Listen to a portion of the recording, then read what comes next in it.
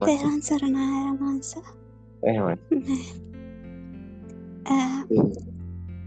ඒකදී විචිකිච්ඡාව කියන එක මේ බලෙන්වත් හිතලවත් නැති කරගන්න බෑ. මේ ඒක මේ සිද්ධ වෙන ක්‍රියාවලියක් වගේ.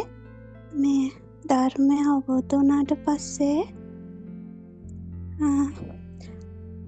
මතුවන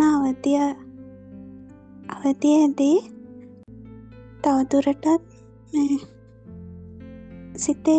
සිතේ ඉන්න එක මයින්ඩ් එකට යට වෙලා ඉන්න මයින්ඩ් එකේ එකක් තමයි විචිකිච්ඡාව කියන්නේ. ඒක මයින්ඩ් එක නැතුව අවධිය මතුවනහම තමයි විචිකිච්ඡාව කියන එක නැති වෙලා යන්නේ.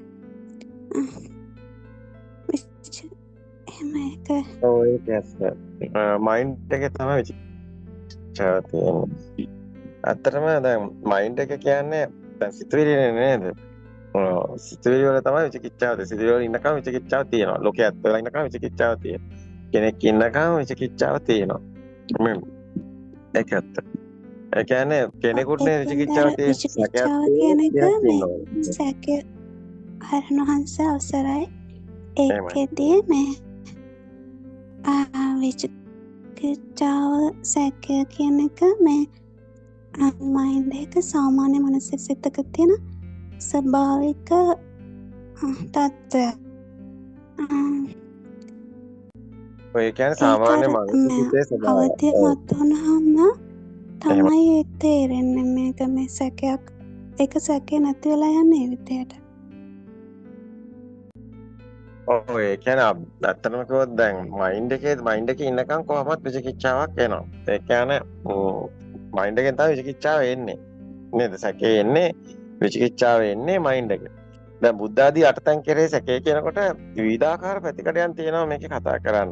ඒ කියන්නේ දැන් සමහර දැන් සාමාන්‍ය මිනිස්සෙක් හිතනවා බුද්ධ කියලා කෙනෙක් ඉන්නවා කියලා. ධර්මය කියලා දැන් මේ දෙයක් තියෙනවා. ත්‍රිපිටකය තමයි ධර්මය කියලා හිතන්නේ. දැන් සංඝ කියලා හිතන් ඉන්නේ භික්ෂුන් වහන්සේලා. දැන් එතකොට දැන් තෙරුවන් පවා වැරදියට එතකොට දේවල් කරගෙන තියෙන්නේ.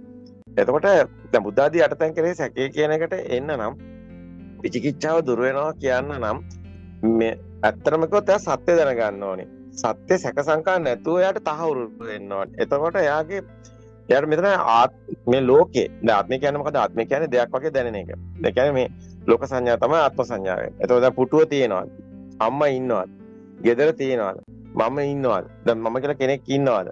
දැන් මේ හැම දෙයක්ම තියෙනවා කියලා යන්තම් හරි දැනෙනවා නම් ඒක විචිකිච්ඡාව.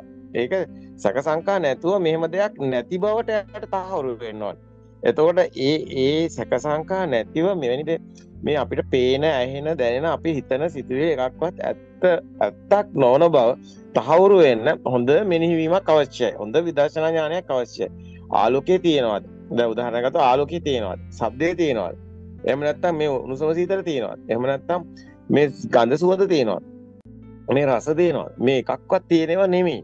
අතන ආලෝකය කියලා දෙයක්වත් හම්බ වෙන්නේ නැහැ. ශබ්දය කියලා දෙයක්වත් හම්බ වෙන්නේ නැහැ. අතන කිව්වොත් මේ සේරම ආයතන වලට සකස් වෙනවා. විවිධාකාර සත්තුන්ට විවිධාකාර විදිහට ආයතන පිරලා තියෙනවා. ඒ ආයතන වලට විවිධාකාර විදිහට ඒවා සකස් වෙනවා. දැන් හැමෝටම මේ වර්ණ හත ඒවා නැහැ. නේ මේක විවිධත්වයක් තියෙනවා. දැන් එතකොට මේ ආයතන වල ස්වභාවය අනුව ඒක වෙනස් වෙන්නේ. එතකොට මේ ආලෝකය කියන එක සමහර සතුන්ට ඇත්තෙත් නැහැ. ඇත්තම කිව්වොත් නිසාචර සත්තුන්ගේ ස්වභාවය බැලුවොත් එහෙම මේ රේඩාර් වගේ මේ වවුලග වගේ ස්වභාව බැලුවොත් ඒ සත්තුන්ගේ ලෝකේ මොකද්ද? ඒ ලෝකේ එහෙම එකක් තියෙනවා. දැන් ඇත්තටම අපි අද සර්ච් කරා මේ ගැලැක්සි එකේ ඇත්තටම කිව්වොත් ශබ්ද ගැන.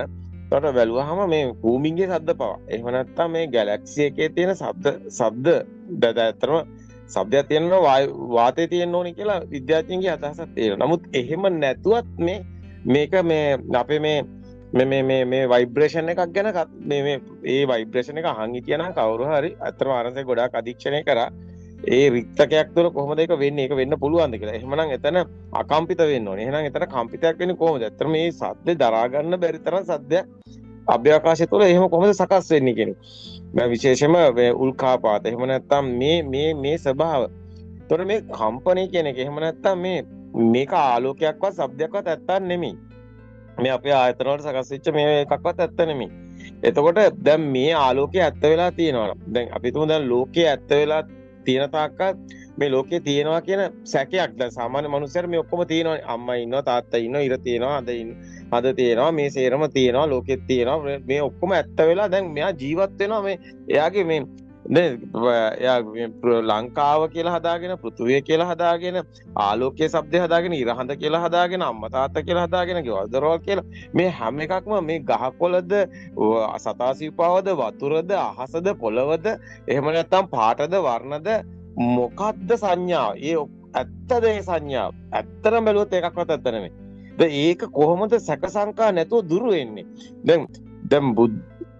දැන් බුද්ධ ආදී අටතෙන් කෙරේ සැකේ දුර වෙනවා කියන්නේ මේ බුද්ධ කියන්නේ අපි ඊයේ කතා කරා මේ බුද්ධ කියන්නේ. දැන් බුද්ධ කියන්නේ මොකද්ද? දැන් බුද්ධ කියලා ඇත්තටම බුද්ධ කියන්නේ මේ අපි පෙන්නවා මේ අකෝප චේතෝ විමුක්තිය තුළ බුද්ධ කියන ස්වභාවය. බුද්ධ කියන භාවය. බුද්ධ භාවය කියලා අපි ගත්තා. බුද්ධ භාවය කියන්නේ මොකද්ද මේ? බෞද්ධ කියන්නේ මොකද්ද? භවය කියන්නේ මොකද්ද? ඒතර භවය කියන්නේ මේ මොහොතේ මේ කම්පන වේගයට අර ආලෝකයේ ශබ්දේ අර කම්පනනේ ආලෝකය කියන්නේ කම්පන ශබ්ද කියන්නේ කම්පන ආයතන වල සකස් වෙනවා. ඒක එක්ක එකතු වෙලා එනවා පුටුව මේසේ ඇඳ අම්මා තාත්තා කියලා. දැන් එතකොට මේක භව සංඥා වෙනවා.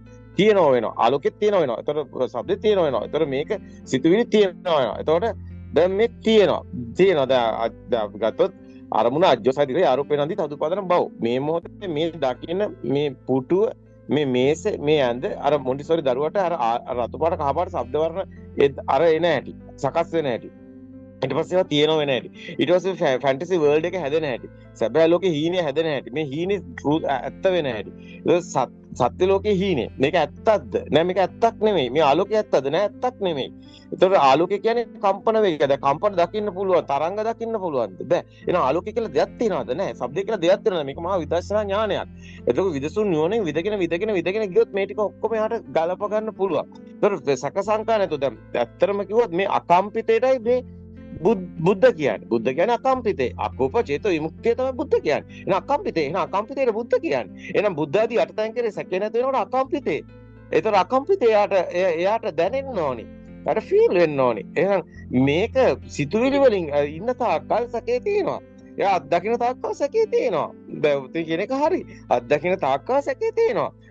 මේක ගැඹුරු මාතෘකාවක්. මේක මහා මේ නිකන් මේ එහෙම මේ බොළඳ කතාවක් නෙමෙයි. මේක මුළු ධර්මස්කන්ධයම මෙතන තියෙනවා. විචිකිච්ඡා කියනකොට. ඇයි?